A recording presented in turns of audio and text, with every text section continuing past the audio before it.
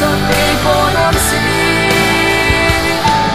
nang lo hoàn to bên bờ đi lông cây chi lệ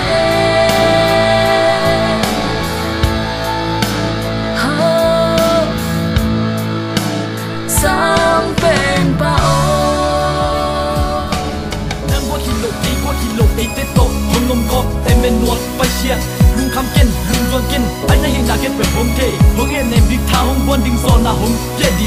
là chân trâu chim lên chiến lắc vì hôm lắc điên là chúng ta tốt tết thì hilo aman pop bay xiên công máu là chân trâu chim điên tuy đủ ăn đủ in nên đây nghỉ hiệp ashim white bên ashim tạc bên là chân trâu hi không phải làm pin nút tạc tao tung nát cùi chụp pa nằm kịp phong chết thế xin là giống như chúa kim tô anh nút ta áp vang nhẹ ashim trâu bay xiên oh